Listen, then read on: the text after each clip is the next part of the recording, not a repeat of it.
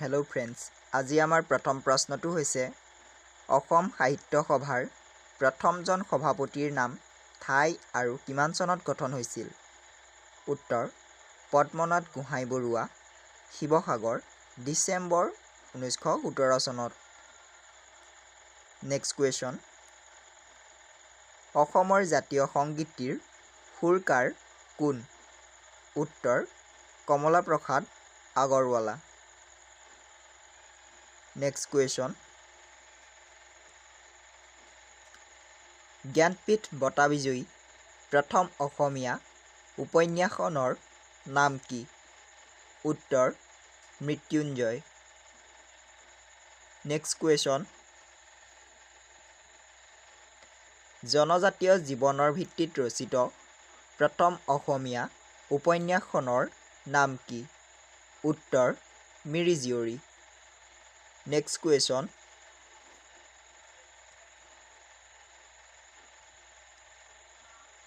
নামঘোষাৰ অন্য নাম কি? উত্তৰ: হাজাৰীঘোষা। নেক্সট কুৱেশ্যন: কোনে ভূপেন হাজৰিকাক সুধাকণ্ঠ উপাধি প্ৰদান কৰিছিল?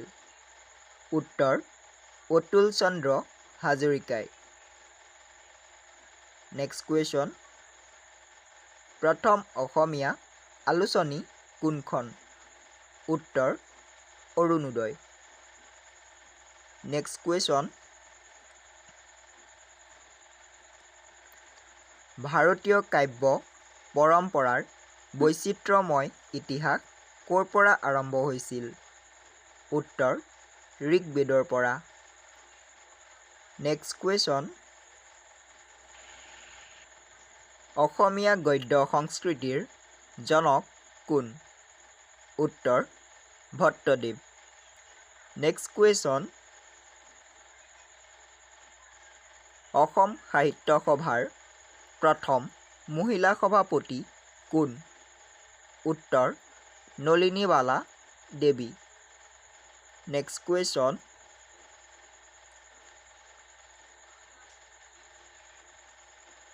কোনগৰাকী অসমীয়া কবিয়ে 2020 বৰ্ষত জ্ঞানপীঠ বঁটা লাভ কৰিছে?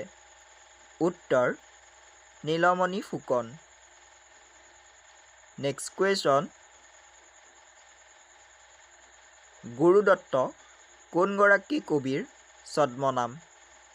উত্তৰ: গুণাভিৰাম বৰুৱাৰ। নেক্সট কুৱেশ্যন: বাইবেলখন কোনে অসমীয়ালৈ অনুবাদ কৰিছিল? উত্তৰ: আত্মাৰাম শৰ্মাই। নেক্সট কুৱেশ্যন: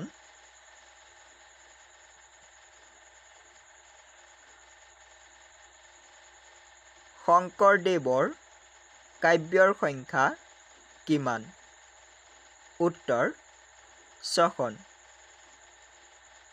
নেক্সট কুৱেশ্যন: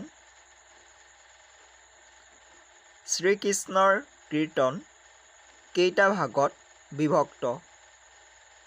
উত্তৰ: 13টা ভাগত বিভক্ত। নেক্সট কুৱেশ্যন: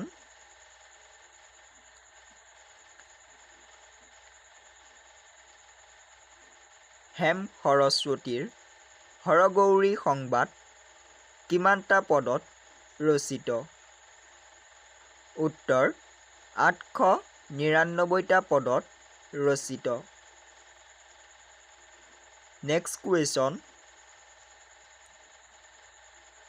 মহাপুৰুষ শংকৰদেৱৰ গুপ্ত নাম কি আছিল? উত্তৰ: গংগাধৰ কায়স্থ। নেক্সট কুৱেশ্যন: কোনগৰাকী সাহিত্যিকে প্ৰথমে সাহিত্য অকাডেমি বঁটা লাভ কৰিছিল? উত্তৰ: যতীন্দ্ৰনাথ দুৱৰাই। নেক্সট কুৱেশ্যন: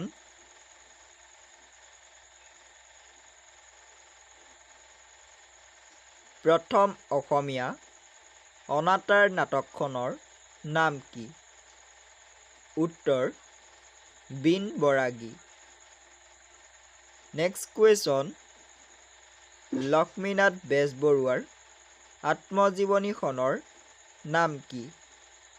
উত্তৰ মোৰ জীৱন সোঁৱৰণ।